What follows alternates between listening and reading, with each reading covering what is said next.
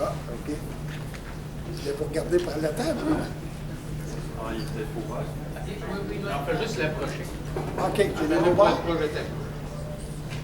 OK. Non. On paye sur le piton, il est Ouvert? ouvert. Ah oui, oui, il est ouvert. OK, bon. Est-ce que vous m'entendez? Pas tant. Faut parler dans le micro. Je m'approche plus. Un, deux, un, deux. Ah, Non, il marche pas. OK, on paye sur le piton. comme ça. Il avait connecté, mais là. Ah oui. OK. Là, c'est plus pareil. On va faire une petite anecdote rapide. Avance le micro. OK, rapproche. Là. Hey, mon affectivité commence déjà. Je peux pas être loin, là. La semaine passée, il y a 2 semaines, mon père est décédé et c'était le service. Et à un moment donné, j'étais comme ça, j'ai fait un hommage à mon père. Et un an plus tard, pas tant, pourtant, mais je suis arrivé là, puis tout de suite, quelqu'un dit « Ah, je t'entends pas. » OK, je pense pas, c'est un micro sur pied avec une rallonge. Moi, je pense simplement lever la rallonge. OK. Fait que là, je prends le micro, je le bouge un peu, la rallonge avec le micro me reste dans les mains. Imaginez-vous qu'il y a à peu près 60 personnes en avant de moi qui me regardent. Et là, tout simplement, que je me dis, mon père est avec moi, il m'a toujours traité de brise-fer. Et ça a été la partie comme ça. Avant ça, quand j'aurais vécu des situations comme ça, j'aurais probablement rentré dans le plancher. La honte, la fameuse honte, et le monde me regarde, puis le regard de l'autre, tellement important. C'est ça un peu ma définition en partant de la dépendance. Le regard de l'autre sur moi a un impact sur qui je suis. Puis je tiens à remercier justement Brigitte Dinardi, la responsable à la fraternité DA, qui m'a demandé de venir partager devant nous autres aujourd'hui, ainsi qu'à Christian Bergeron, le coordonnateur de la FTQ. Merci à ces 2 personnes-là. Aujourd'hui, je vais vous parler de la dépendance affective, des événements qui m'ont fait comprendre. Et que si aussi j'avais des comportements dépendants.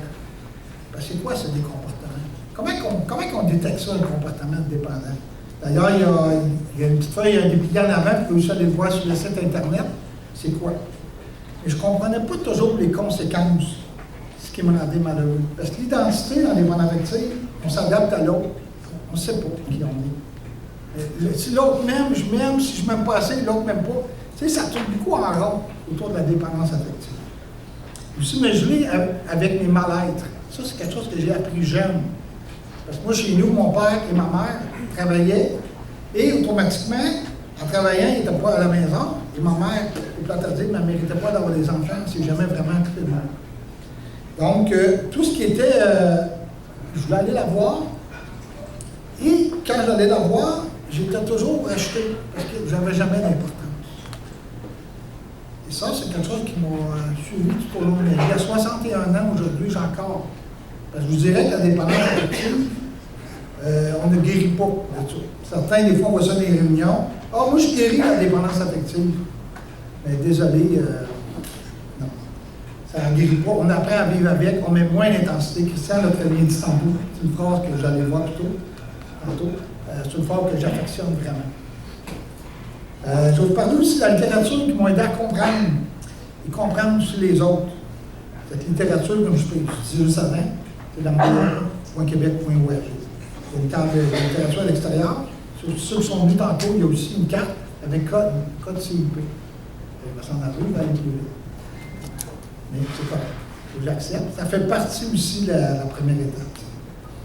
Tantôt, il va y avoir des courtes pauses. Parce que moi, j'aime aussi vivre ce qui se passe à l'intérieur de moi.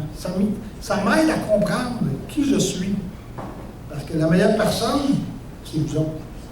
Aujourd'hui, je trouve ça vraiment particulier parce que vous êtes des intervenants sociaux. On va dire ça comme ça, des délégués sociaux. Donc, vous avez une très grande part dans l'aide, dans la référence, quelqu'un qui souffre. Donc, vous emmenez beaucoup de liens avec ça. Aussi, j'ai compris seulement que quand on est ancré et on se connaît, on est présent. Parce que la présence avec l'autre, l'autre le ressent. Donc, quand on n'est pas à l'écoute, tantôt je parlais de ma mère, qui ne m'écoutait pas, et je me sentais racheté, il va parler de quelques petites expériences tantôt.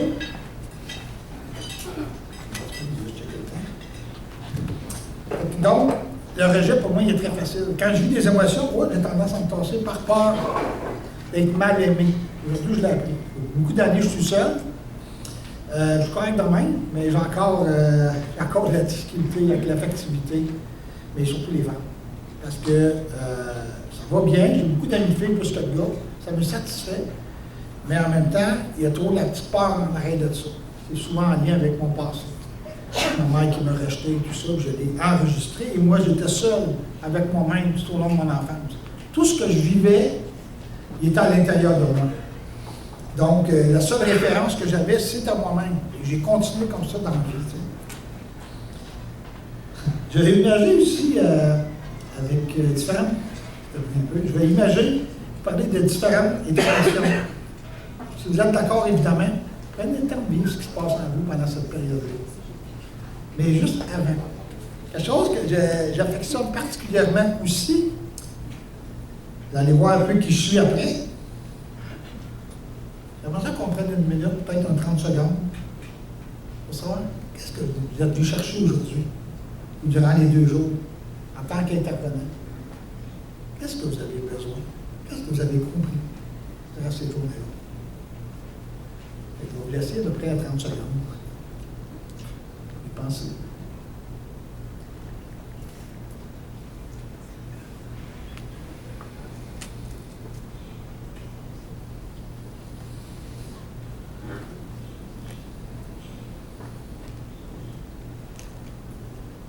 Peut-être pour certains, le silence, c'est long. Je ne vais pas être le seul à vivre ça. Regardez ce qui se passe en vous. Merci à tous. Il y a un petit exercice dans ce même genre-là. J'aimerais que vous fermiez les yeux, vous soyez bien à l'aise sur votre chaise. Prenez le temps d'être confortable. Vous prenez des bonnes inspirations, des expirations. Imaginez-vous, vous êtes avec un client ou un employé qui vient vous voir dans une situation où est-ce qu'il y a une certaine problématique, soit avec lui-même ou avec peut-être son superviseur, son boss. Prenez le temps tout doucement d'incorporer ça dans votre tête.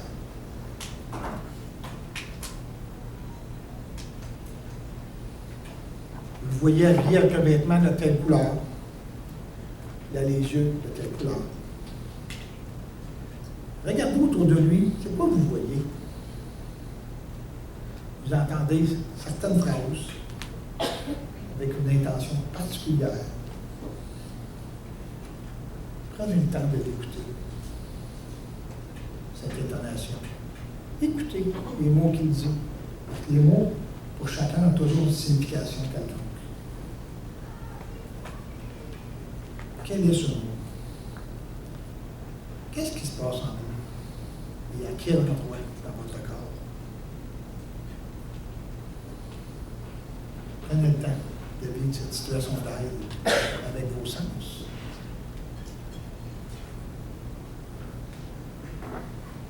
Nous allons prendre une bonne minute, vraiment bien intérioriser une situation que vous avez vécue, vous pensez peut-être avoir un jour.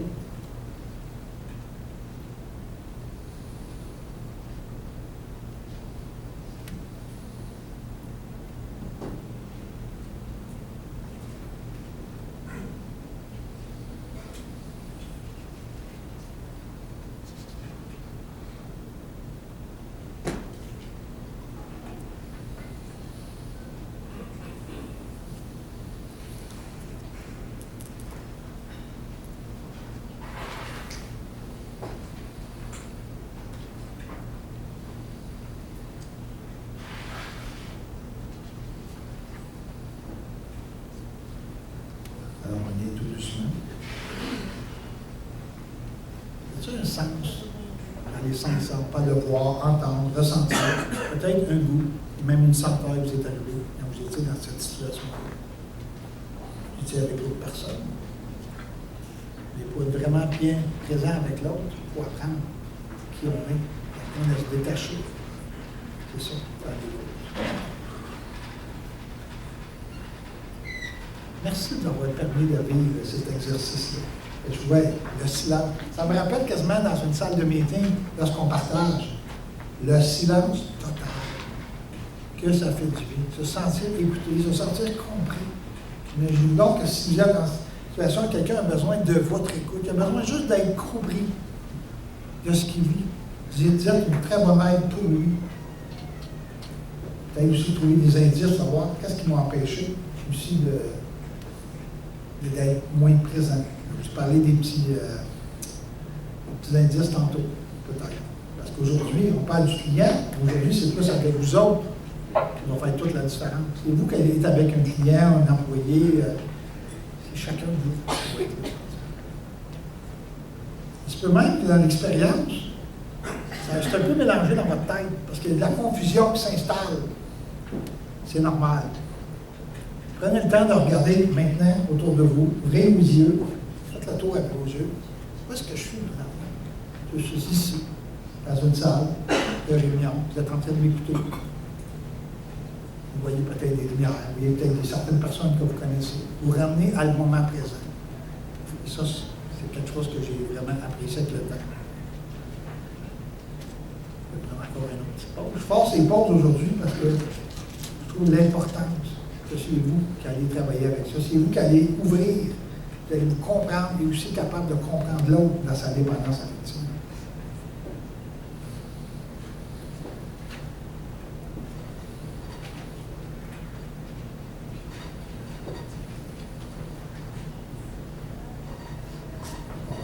Merci. Christian a parlé tantôt une phrase que moi j'affectionne. Personne n'a le pouvoir d'augmenter mon intensité émotive, je suis le seul responsable. Quand j'ai appris que mon intensité émotive, elle l'augmentait, souvent, moi, je mettais ça la faute sur l'autre. C'est de sa faute. J'ai un beau comportement, puis la victimisation. C'est de sa faute à lui, donc moi, j'ai aucun pouvoir à faire tout. Mais dans le fond, c'est pas vrai. C'est moi qui me fais vivre ça. À moins que la personne te donne un coup, là, ça va te faire mal. Des paroles, ça crée l'impact en soi, puis peut-être aussi en l'autre. Je vais me promener aussi un peu entre les deux, comme ça, entre la personne que vous allez rencontrer et aussi vous-même. Des fois, faites attention à ce que vous êtes, parce que ça se peut que je fasse volontairement des liens sans en faire. Donc, Christian m'a présenté juste tantôt, je m'appelle Luc Ouellette, je membre DA, et je suis aussi coach PNL. D'ailleurs, c'est pour ça la petite partie avant. C'est un peu comme une introduction. Vous connectez à vous-même. Parce que moi, ce que je dis aujourd'hui, c'est mon vécu. C'est des expériences de vie, mais en même temps, vous avez votre propre expérience, vous avez votre propre identité, et les gens que vous allez rencontrer, ça se peut qu'ils vous dérangent un côté. Je suis convaincu que ça vous est déjà arrivé, que des fois, quelqu'un vient vous voir, ça me tente vraiment pas de le rencontrer. Mais dans le fond, c'est pas lui, c'est vous-même. Et apprendre à se recentrer. C'est un peu ça que j'ai fait au début. Maintenant, voici mon histoire de vie. Chez nous, nous sommes 4 enfants. Je suis le troisième et le premier des gars. Donc, 2 sœurs plus vieilles et un frère de 5 ans plus jeune que moi. Mon père travaillait à son compte. Il est souvent parti parce que mon père était le pourvoyeur de la maison. Et ma mère a travaillé comme un homme. Quand mon père était absent, on était dans le domaine de l'acier. Donc, ma mère, auteur, c'est rien qu'elle faisait. C'était un vrai petit gars manqué. Ma mère, il y a eu tant d'affection, elle ne savait même pas c'était quoi de l'affection. Je pense que ce que j'ai su plus tard, c'est que ma mère n'avait pas eu, puis les hommes, c'était pas évident. Fait que moi, je suis le premier des gars. Fait qu'évidemment, pas surprenant qu'elle me faisait vivre du rejet par la même occasion. Et j'ai manqué beaucoup d'attention, de reconnaissance. J'ai tellement fait de petits mauvais coups juste pour avoir de l'attention. De l'attention. Je n'ai pas eu. Fait que quand il y a un enfant, ben, tu essaies de trouver des moyens pour dire hey, je suis important à tes yeux. Parce que moi, là, j'arrive dans la vie, puis je ne sais même pas c'est quoi. Je ne sais pas c'est quoi l'amour, je ne sais pas c'est quoi les parents. Moi, je veux juste être aimé. Fait que ma vie passe là. Par contre, je parlais de mon frère 5 ans plus jeune. Ben, mon frère, il me collait après moi comme un vrai mouchamard. Et ça, j'en étais fatigué. J'ai fait de quoi mener assez particulier. Mon frère m'a amené avec un ami. Mon frère me collait aux fesses, comme je te le dire. Et j'avais des étampes. Ma mère a vendu des produits Rolex dans le temps. Et j'ai pris mon frère, je l'ai tenté partout sur le corps. Et ça a été, oh là là, là, j'entends. Et j'entends du bruit en arrière. Ma mère, elle arrive. J'avais jamais vu deux gars partir, toi. Le soir même, j'ai même pas couché chez nous, j'ai couché chez moi. Fait que ça a été la peur, tu sais. Moi, je voulais juste qu'il me crisse la paix, là, tout simplement. Tu sais. Mais par contre, ma mère n'était pas présente. Elle m'ignorait. Que je me sentais rejeté. Identifier ses émotions. C'est pas si longtemps que ça que j'ai compris le rejet, comment est-ce qu'il était fort en moi. Parce que je suis la seule responsable, j'ai écrit cette phrase-là, mais par contre, ça a quand même mauvais côté parce que je suis le seul responsable, mais l'autre, des fois, il me fait vivre des choses. Fait que là, j'apprends à faire la part des choses. C'est-à-dire que l'autre peut me déranger, je peux me faire vivre plein de choses, plein d'émotions. Je suis en tabarnak, là. Ça, à un moment donné, j'ai de la colère en moi, il faut que j'accepte. Émotion. J'avais 2-3 ans. Déjà, à cet âge-là, j'avais déjà peur des gens. Et j'allais me cacher en dessous de la table. J'étais bien, j'étais protégé. Hein. J'étais pas haut comme aujourd'hui. Puis là, à un moment donné, quelqu'un il vient me voir et il dit Luc, ça te fait une sorte de l'eau. Je me tentais vraiment pas. Là, quelqu'un vient me voir. Je sentais que c'était comme dans l'énergie quelque part. C'est que vous êtes. Fait que je suis sorti. Mais j'étais très méfiant avec ça. Mais je me disais, j'ai de l'attention. J'avais 5 ans. J'étais dans la cuisine avec ma mère. Je me préparais pour aller à la maternelle. Je sors dehors, je traverse la galerie, je descends les escaliers. Je rentre en bas, je regarde en arrière. Je m'attendais que ma mère était là. Première journée à l'école. Pas personne. J'étais vraiment déçu. J'avais mal. Mais tu sais, quand tu es un enfant, tu n'es pas capable d'identifier ce que tu vis. Mais j'avais mal. J'ai continué mon chemin. C'était comme un chemin de campagne. J'ai marché encore peut-être une vingtaine de pieds. Je retourne encore en arrière. Pas personne. J'ai découvert ça depuis plusieurs années. À ce moment-là, j'ai décidé que personne ne me ferait mal. Parce que ça fait trop mal vivre du rejet, de l'abandon. Parce que c'est ça l'abandon que je vivais avec ma mère. À l'adolescence, j'avais des amis qui profitaient de moi. Profitaient pas physiquement, mais chez nous, mon père il avait une grosse maison, 3 étages, tout ça d'intérieur. Moi, j'étais comme le bon gars. J'ai évité des amis de filles un peu, mais pas tant. Il y avait toujours un deux chums qui était meilleur que tout le monde, meilleur avec les femmes. Puis lui, il réussit à coucher avec, puis moi, j'étais comme toujours en arrière. J'étais même voyeur à la limite. J'aimais ça. Ça m'engageait à rien, puis je regardais. T'sais. Il ne baisait pas tout le temps, mais juste qu'il se bécotait en masse, tout ça. Mais ça m'a créé un élément de plaisir, mais sans le vivre. C'est pour ça qu'aujourd'hui, j'ai une part de moi qui est encore dans le fétichisme. Sans être dans l'excès encore une fois. C'est comme une honte de le dire, parce que ça fait moins mal. De m'attacher à des choses. D'ailleurs, j'ai un côté très conservateur. Je suis content moins qu'avant, parce que moi, je m'attachais à beaucoup de choses. J'ai jamais été dans l'excès, mais j'ai été quand même là-dedans. Donc, des amis venaient chez moi, invitaient des filles.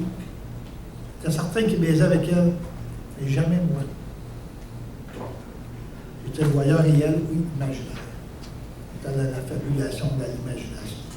C'est même arrivé qu'un ami, à un moment donné, par l'esprit de mon gars, il baisait direct à côté de moi. Il était à côté, moi j'étais là, je restais là. Jusqu'à quel point qu'on peut se faire du mal? Aujourd'hui, je réalise ça.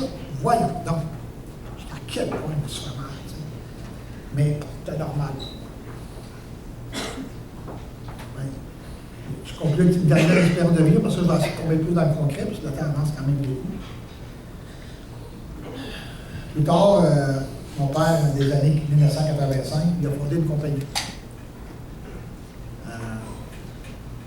Et cette compagnie-là, on était deux. Après ça, mon frère est arrivé 6 mois plus tard.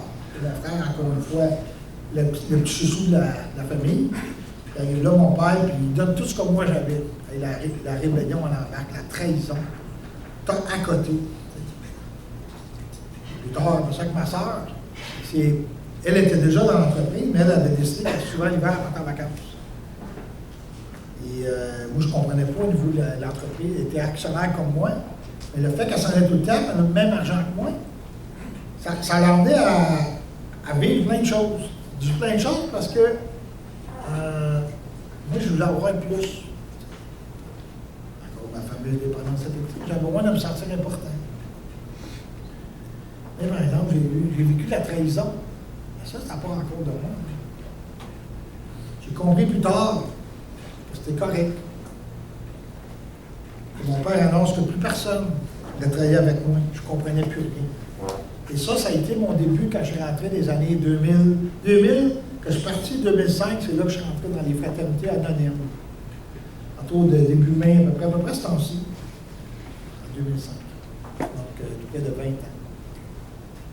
Ça a été quelque chose de vraiment extraordinaire parce que j'ai pu apprendre. Mais ça n'a pas été de gaieté de cœur dans mon rôle de victime, dans mon rôle de rejet, la trahison. Moi, j'ai de la misère à faire confiance au monde. Encore aujourd'hui, j'ai encore de la difficulté à faire confiance.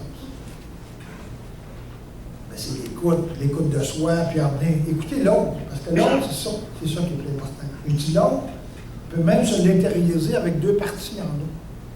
Et ça aussi, j'ai fait ces expériences-là. Aller travailler mon enfant intérieur. Le travail de la dépendance affective. Alors, tout ce que je vous ai raconté, c'est du réel.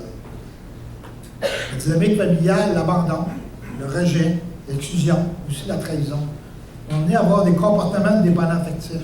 Vous allez voir, ceux qui viennent tantôt vous allez voir. Je posais la question tantôt à Christian. Et ils m'ont répondu, mais je vais vous la poser à vous autres. Libre à vous autres de le faire ou non. J'aimerais ça savoir, ici dans la salle, ceux qui connaissent, en levant de ces moments la main, c'est pas une obligation, ceux qui connaissent le mode de vie des 12 étapes.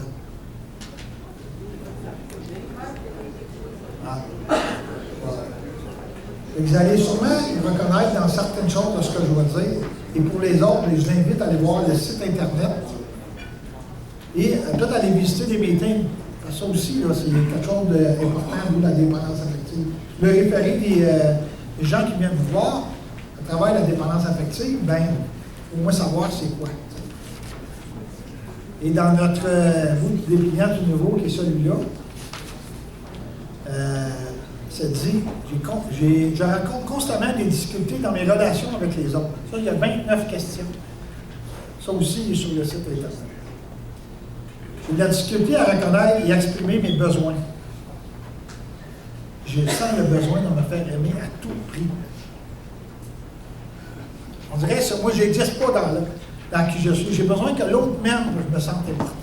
Parce que la dépendance affective en soi, c'est l'extérieur qui me rend. Sûrement que ça vous est arrivé aussi. Quelqu'un vient vous voir, là, il vous remercie. Wow, il vous remercie. Hey, merci de m'avoir aidé, tout ça. Et en dedans de vous, là, il y a quelque chose. Hey, wow, hey, c'est quand même fun. Dans l'intensité émotive, tantôt, là. Qu'est-ce qui se passe? Pourquoi je suis super content, j'ai aidé quelqu'un? Il y a quand même un petit côté affectif. Il a besoin de me faire aimer, de me faire reconnaître. Ça, c'est un trait aussi. Aussi, j'ai de la difficulté à me sentir à l'aise avec des proches. Il y a des gens qui voient votre environnement proche, je ne me sens pas bien. Mais c'est aussi d'aller toucher cette partie. Je ne supporte pas l'échec quand j'échoue, je crois que je ne vaux rien. Ça me parle beaucoup parce que moi, quand je ne suis pas perfectionniste, maintenant j'apprends à loger en même temps, j'apprends à m'écouter. Il y a certaines personnes qui ne sont pas capables. La performance, l'anxiété de performance, perfectionniste, ça en fait partie. Je suis mon critique le plus sévère. Fait que ça, c'est tout dans les questions. Je travaille pour les clients-là.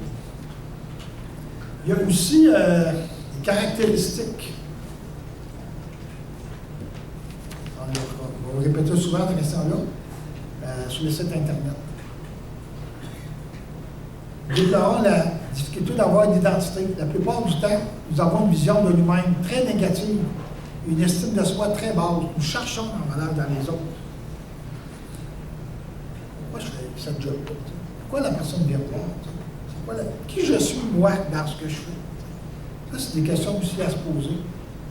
Puis demander aussi à l'autre qui va vous voir. En étant un coach, bien, c'est des questions aussi que j'ai appris. Qu'est-ce que ça va t'apporter après? Bien, sois parti d'ici, là. Soit tu vas t'en retrouver avec toi-même. Qu'est-ce que tu as besoin? Qu'est-ce qui va te faire du bien? Avec quoi tu veux t'en aller? Tu veux repartir, pas t'en aller, mais repartir. Et donc, nous voyons la vie en noir et blanc, aux extrêmes, pour avoir l'impression d'être en vie. Ouais. Les relations interpersonnelles sont basées sur un modèle gagnant-perdant. La loi du tout pour rien. Soit que nous prenons la situation en charge et que nous contrôlons tout, soit que nous sommes complètement irresponsables. 5 minutes déjà? Ouais. Après des meetings. C'est jamais toujours trop court. Bon, OK. Bon, accélérer. Comportement de conformité, violation, limite émotionnelle. Tantôt, j'ai parlé avec quelqu'un, ça m'a parlé, mais j'étais un peu comme ça. Je suis comme un peu gêné parce que les limites sexuelles. Je parlais à quelqu'un d'entre eux, puis il parlait que dans les. C'est gênant, en même temps, j'ai le goût de vous en parler. Moi, étant seul, je vais souvent sur les sites pornographiques et je vais me faire du plaisir. Mais ça me crée aussi l'évitement d'être en relation. Mais c'est le plaisir, ça me procure que ça me fait du bien, mais en même temps, il y a quelque chose qui est malsain là-dedans. Ouais, on parle aussi des violations des limites mentales. Le droit de penser en acceptant la responsabilité de nos idées et leur expression, que nous pouvons commencer à faire nos propres choix quant à la manière de penser. Ça, c'est les limites. Il y avait aussi les comportements. Ouais. Tantôt, le comportement d'évitement. Je juge sévèrement ce que les autres pensent de moi. J'utilise la communication indirecte pour évaser afin d'éviter le conflit. C'est en train de jouer avec quelqu'un, ça a été quelque chose de moi pendant longtemps.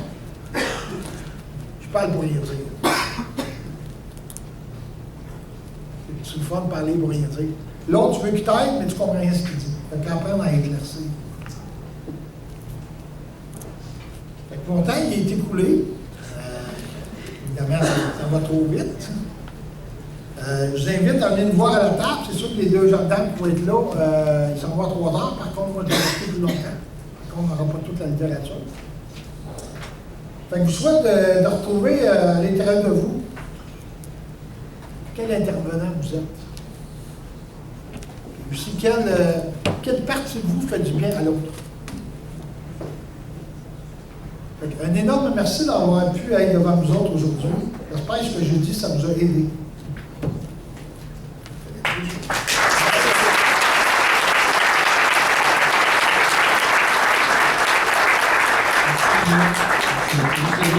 Des gens qui ont des questions à poser, qui ont des commentaires, etc.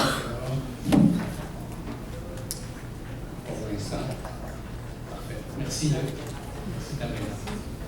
Maintenant, on va accueillir Valérie Léon, qui nous dit que la fraternité des dépendants affectifs anonymes lui a apporté grâce au partage aux membres, à voir ses comportements de dépendants pour ainsi améliorer et lui a fait constater que la malveillance causait toujours autour d'elle, aux membres flagrants d'amour qu'elle entretenait à son égard. Elle a pu sortir également en sécurité. Elle a pu se sentir aussi en sécurité lors de ses partages. Valérie fait partie de la fraternité depuis 1 an. Donc, 1 an que je suis là. Alors, j'invite Valérie à venir.